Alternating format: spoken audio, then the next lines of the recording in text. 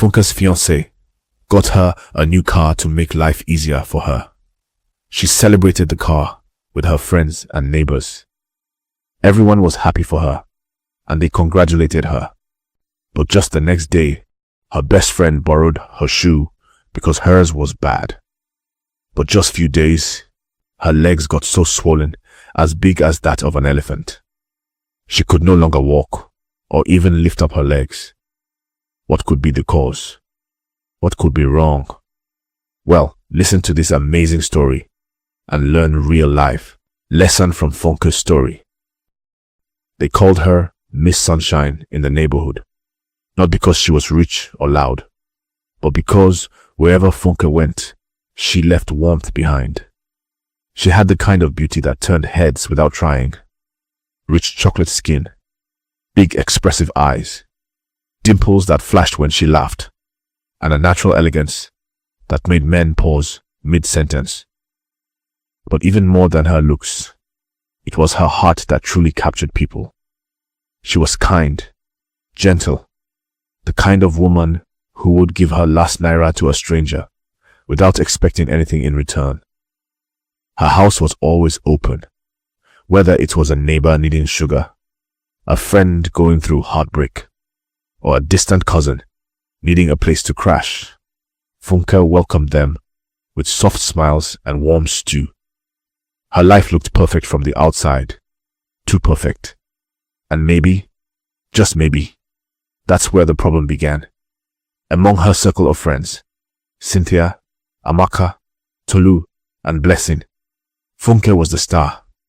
They all smiled together in group photos, wore matching aso ebi to parties, and toasted to each other's birthdays. But anytime they stepped out, into weddings, bars, or social events, men always drifted toward Funke. It wasn't her fault. She never flirted, never competed. Yet, men still stared at her longer, offered her the first drink, or tried to get her number. Sometimes, they even bypassed the others to talk to her alone. Some of her friends laughed it off, jokingly calling her the beauty queen. But deep down, something darker stirred, jealousy wrapped in fake laughter. Still, Funke never suspected a thing. She believed in sisterhood, in loyalty, in love. To her, the bond between friends was sacred. She loved them like sisters, blind to the small frowns they hid behind praise. She would often say, "I'm nothing without my girls. We shine together." But not everyone agreed. Behind closed doors, Cynthia once hissed after a hangout, "She thinks she's better than us because men like her. One day, she will know she's not the only one God created beautiful." No one replied, but no one disagreed either. One thing was clear. Funke's light was becoming too bright for her circle. Still, her heart remained pure. Even when her friends forgot her birthday, she forgave them.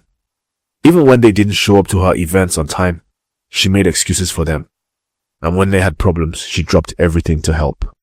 Everyone loved Funke, or so she thought. And then came Obi, a man who would change everything. But before we get there, understand this. Funke didn't chase love. It found her. And when it did, it came with roses, promises, and a storm she never saw coming. They met on a rainy Thursday afternoon. Funke had just stepped out of her office, struggling to close her broken umbrella against the wind, when a sleek black SUV pulled up beside her. The window rolled down slowly. "Excuse me," the man said, his voice calm and confident. "You're getting soaked. Can I offer you a ride?" She hesitated. Lagos was full of strange men with dangerous smiles. But something about him was different. He wasn't pushy, just patient. His car looked expensive, but he didn't brag. His eyes held sincerity, not lust. "I'm okay, thank you," she said politely. He smiled. "All right, but let me do something kind. Take this." He stretched out a large branded umbrella through the window. She blinked in surprise. "It's clean, new. I had it in the back seat, please." She accepted it. That was how Obi entered her life, with no flashy words, just a simple act of kindness. 2 days later, he returned to our office building, this time waiting in the reception with a bouquet of yellow roses and a thank you note. I just wanted to make sure the umbrella worked. It was charming, simple, gentle, just like her. They began to talk, first casually, then deeply. Obi was a successful businessman, well-connected but humble. He had grown up in hardship and built his company from scratch. He understood struggle. He respected women with purpose. And Funke was everything he'd prayed for. He watched her closely, but not in the way other men did. He didn't stare at her body. He studied her character. She never asked for money, despite his wealth. Never dropped hints about her financial needs. She showed up for dates on time, dressed modestly, and always offered to split the bill. She didn't flaunt him to impress her friends. She even turned down expensive gifts when they started dating. One day, he tested her. He left his wallet at home by mistake during a dinner at a high-end restaurant. Without flinching, Funke paid the bill and laughed. "You better pay me back in plantain chips and cold zobo." Obi couldn't believe it. In a world full of women chasing wealth, Funke was different. She wasn't a gold digger. She wasn't trying to upgrade her life through him. She was real. After 6 months of dating, Obi knew this was the woman he wanted to marry. But he wasn't going to rush it. He still had one more surprise. Funke worked long hours at a demanding media job. She often returned home exhausted, struggling with taxis and unreliable drivers. One day, Obi showed up outside her house with a giant red ribbon tied around a brand new luxury car. Funke gasped. "What is this?" "You need something that matches your worth," he said. "You're working too hard. Let the car do some of the work for you." She cried that day. Tears of joy. She had never asked him for anything, yet he gave her everything. Not just the car, not just the roses, but something deeper. Peace, security, honor. That evening, she called her friends. "Girls," she shouted on the phone, barely able to contain her excitement. "Obi bought me a car." The next day, they all gathered at her place. Amaka screamed when she saw the car. Tolu circled it with her phone, taking videos for Instagram. Blessing popped a bottle of wine. Even Cynthia, who had been quiet all morning, finally forced a smile. "Wow, this is huge, Funke." Funke grinned, glowing. "And guess what?" she added. "He also proposed." There was a silence, just a second too long. Then came the screams. "Are you serious?" Funke raised her hand, showing off the gold engagement ring. "Girls, I'm getting married." They toasted. They danced. They celebrated. But Funke didn't notice the way Cynthia's eyes lingered on the car, or the way her smile twitched when the ring caught the light. Funke was too busy floating in happiness. She believed she was surrounded by love. She didn't notice the subtle way Cynthia kept looking at the ring. Then at the car. Didn't hear the muttered sentence. She whispered in the bathroom while staring into the mirror. "She thinks she's better than all of us. Let's see how long this fairy tale lasts." But beneath all the chairs and clinking glasses, a seed of bitterness had begun to grow. And soon, it would bloom into something far more dangerous than envy. The party had ended, but Funke's joy lingered. After her friends left, she stood in her compound, staring at the car like it was a dream. She touched the smooth bonnet, her engagement ring sparkling in the moonlight. Everything finally felt right. Her hard work, her patience, her prayers. God had answered. Her phone buzzed. A text from Obi.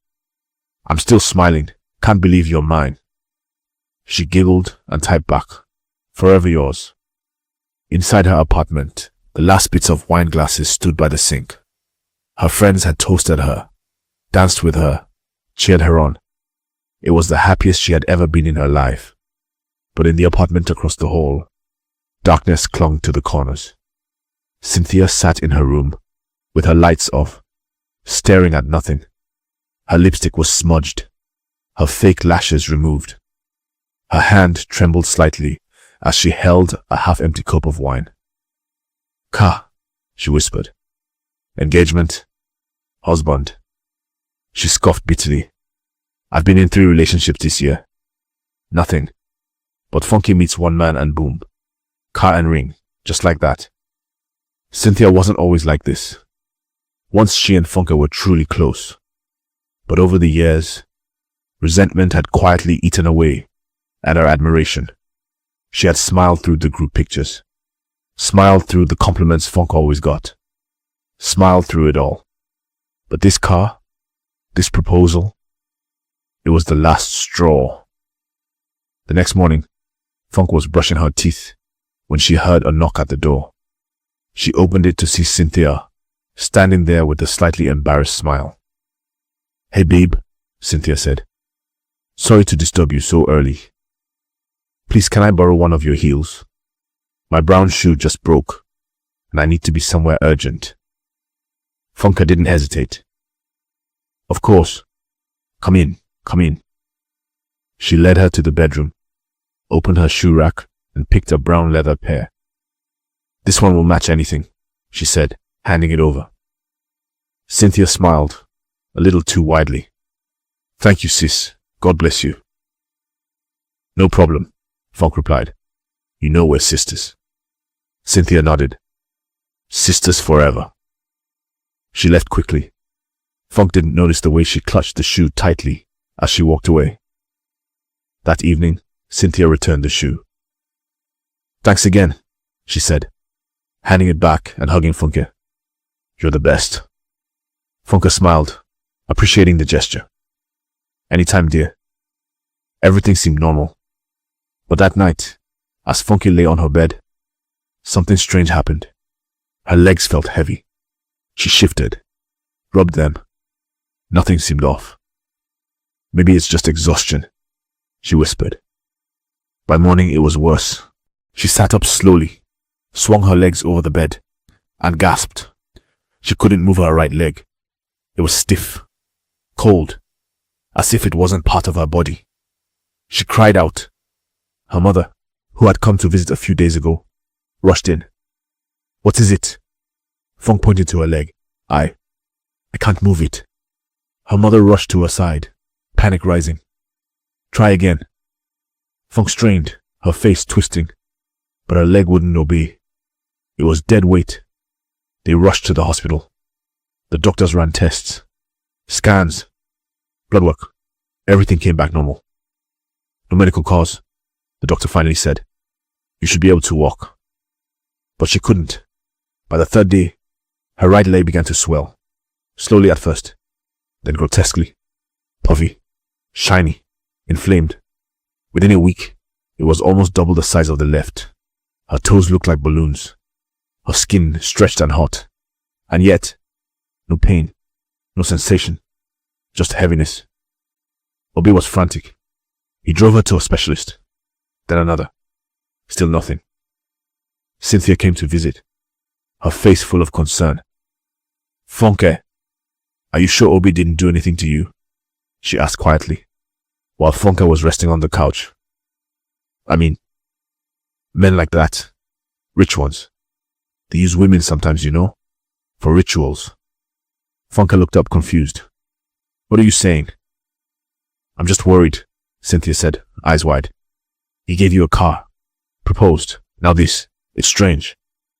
Funke frowned. "Obi would never do that. Don't ever say that again." But the seed of doubt had been planted. That night, Funke's mother sat beside her, holding her hand tightly. Tears slid silently down her wrinkled cheeks. "My daughter," she whispered, "this is not ordinary. We need to pray." Obi joined them. "I'll take her anywhere. Pastor, herbalist, prophet. I just want her to walk again. The whispers had begun, not just inside Funke's compound, but in the neighborhood, at her workplace, and across church groups. People who once envied her beauty and grace now lowered their voices when they spoke of her. She can't walk. They say her leg is swelling like an elephant. Maybe it's punishment for something. I heard it's her boyfriend, Obi. They say he used her for rituals after buying her a car. Funke heard none of it directly, but she could feel it. The silence when she entered her room, the forced smiles, the glances at her leg, then away. She was no longer the woman everyone admired. She was now a question mark, a warning, a mystery. Her mornings had become a routine of humiliation. Her mother would help her sit up in bed. Obi would carry her to the bathroom. And then they would help her clean the swollen leg, now too big to fit into any shoe, too sensitive for trousers, too shameful to bear. The leg had become something else, a beast of flesh, swollen, shiny, dead. Funke no longer recognized her body. Each day she stared at the mirror and asked, "How did I become this?" But no one could answer. They went from hospital to prayer house to spiritualist. Everywhere said the same thing. This is not a physical illness. This is spiritual. It's an attack. Someone is using something that belongs to her to hold her down. That was when one prophet asked a strange question. Then he turned to Obi. You gave her a gift recently. Something big?" Obi nodded slowly. "Yes, a car." The prophet shook his head. That was the trigger. Someone saw her rise and decided she must fall. Funke's heart pounded. "Who?" she asked. "Please, who?" The prophet paused, eyes closed. "A woman close to you. Someone who laughed when you laughed. Someone who held your hand, but held jealousy in her heart. She used something that touched your feet, your journey, your future." And suddenly it clicked. The shoe. "Yes," she whispered. "Cynthia. She borrowed my brown heels just before this started." Her mother and Obi exchanged a sharp look. "Where is the shoe now?" the prophet asked. "At home," Funke replied. The prophet instructed them to bring it. They did. As soon as the shoe was brought into the prayer room, the prophet pointed at it. "There it is. This is the object used." He turned to Funke. "The person who borrowed this shoe is the one behind your." Funke was surprised. She could not believe her ears. They brought the shoe to the altar, wrapped in a black nylon bag. The prophet didn't touch it. He sprinkled it with anointing oil and pointed at it. "This is the chain." Funke sobbed uncontrollably. "I trusted her." Her mother's eyes burned with rage. "That girl, Cynthia." The prophet prayed and told them to go. When they got home, she called Cynthia immediately. Cynthia came, her expression unreadable. "I need to ask you something," Funke said. "Swear to me. Did you do anything to my shoe?" Cynthia looked shocked. "What? Funke, are you serious? Please just be honest." Cynthia paused, then sighed. "I didn't do anything evil, I swear. But..." She swallowed hard. "Yes, I was jealous. I felt less. But I would never harm you. Never." Her voice cracked. "I just wanted to be like you for one day." Obi walked into the room, tense. "So you admit you were jealous?" "Yes, but that's all." I swear Funke didn't know what to believe. But her mother had had enough. "This girl cannot stay near you again," she said. "Let the police handle the rest." The next morning Obi returned with the police. Cynthia was calm when they came for her. No screaming, no resistance. She stood still as they cuffed her hands behind her back. Funke's mother shouted, "Wicked girl! You called her sister and this is how you repay her?" Cynthia said only one thing. I didn't do anything. But if my jealousy cursed me, I accept whatever comes. She didn't cry. She didn't argue. But from the moment she was driven away, Funka's healing began. That very night, Funka sat up in bed. Her leg twitched again. Stronger this time. Her mother gasped. Did you feel that? Funka nodded slowly. Obi knelt beside the bed, his hands shaking. Baby, are you feeling something? She burst into tears. I don't know what's happening, but I think the chain is breaking. Over the next few days, the swelling began to go down. Gradually, steadily. Doctors were stunned. It's almost like the inflammation is reversing itself, one said. We've never seen anything like it. Obi wept. The day she stood for the first time. Shaky, holding onto the wall, but upright. He held her and whispered, God didn't fail. He never does. Funka smiled weakly, but her smile held something new. Maturity, pain, awareness. She had learned a truth most women learn the hard way. Not every friend who claps for you is clapping out of love. Some are clapping while waiting for you to fall. For days after Cynthia's arrest, a strange silence settled around Funka's home. The kind of silence that wasn't peaceful, but loaded. Thick, like the air just before a storm breaks. Funka's leg was still recovering. The swelling had gone down significantly, but it was not fully normal yet. She could now stand and take a few shaky steps with the help of Obi or her mother. But every movement was heavy with fear. What if the leg swelled again? What if it was just a trick? What if the real person behind this hadn't been caught? She kept the thoughts to herself, but at night, they echoed like thunder in her chest. Obi noticed the fear in her eyes. One evening, while massaging her foot gently with warm water and oil, he asked, Do you believe it's over? She was quiet for a moment, then shook her head. I don't know. A part of me still feels watched, still feels afraid. Obi sat still, thinking. That night he didn't sleep. He got up quietly, took his car keys, and drove to Cynthia's parents' house. He needed answers. Cynthia's mother was a short, soft-spoken woman. When Obi arrived at their gate around 11 p.m., she was surprised, but didn't turn him away. She invited him in, offered him malt, then sat down. Madam, Obi said, struggling to remain calm. I need the truth. From you. From your daughter. What is going on? The woman looked worn. Her eyes were swollen. Her wrapper loose around her chest. She has not spoken to me since she was taken, she said quietly. But Obi, Cynthia was not raised this way. I don't know what entered her.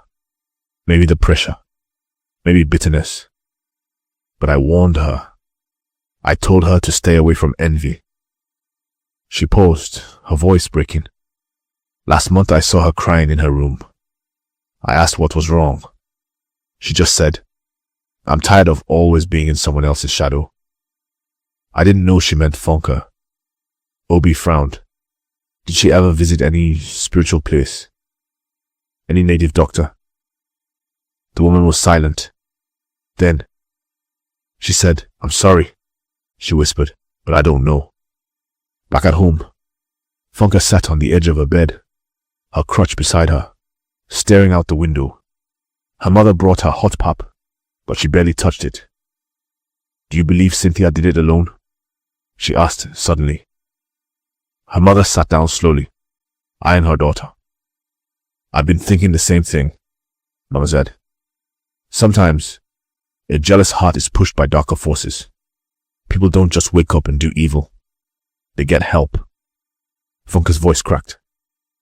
Then who helped her? The next day, Obi took Funka to a well-known prophet in Ibadan.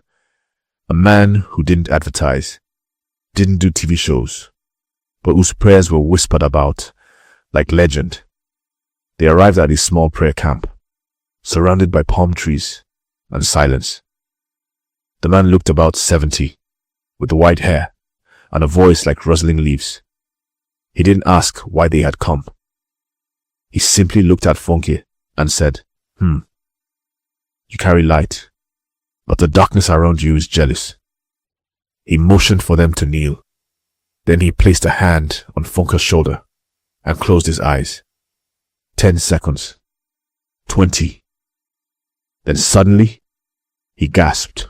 She wasn't working alone, the prophet whispered. The shoe was just a token, but the attack came from a shrine. A woman tied your picture to a red cloth and buried it. Funke shook. Obi held her. Who, sir? Obi asked. The prophet turned to Funke. You must answer that. You must search your shadows.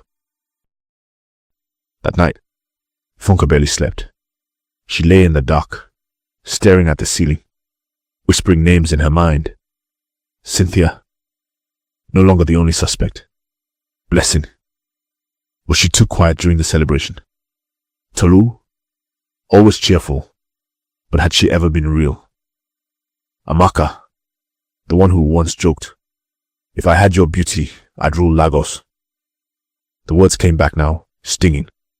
You must search your shadows. The next morning, Funke called all her remaining friends for a private meeting. They gathered in her living room, tense, quiet, unsure of why they had been summoned. Funke looked at each one of them. I brought you here, she said, because I need honesty. Someone among us helped Cynthia. Someone made sure I was brought low. I'm not looking for drama. I just want the truth. Amaka looked uncomfortable. Blessing shifted in her seat. Tolu's eyes were wide.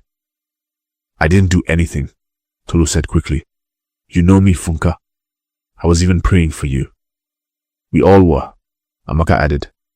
But something in Blessing's silence caught Funke's attention. She turned to her. Blessing, why aren't you saying anything? Blessing looked down, fiddling with her fingernails.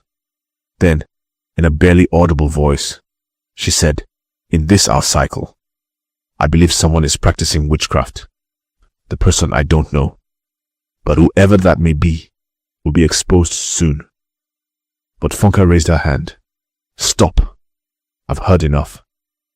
Her voice was calm, but her heart was in pieces. No one accepted to have conspired with Cynthia. They all claimed to be saints, but the prophet had said Cynthia wasn't alone. That evening, she sat in her room, alone. The house was silent. The shadows had been searched, and the truth, it hurt more than the swollen leg. She can't even trust her own friends. And the next morning, she stood at the compound, watching her new car. She had started walking again gradually. The pain had subsided, even though she can't drive her car yet. But at least she could walk comfortably again. Maybe in a matter of days, her legs will become normal again. But the question remains, who's actually the cause of her predicament? Was it really Cynthia? Or could Cynthia actually be innocent?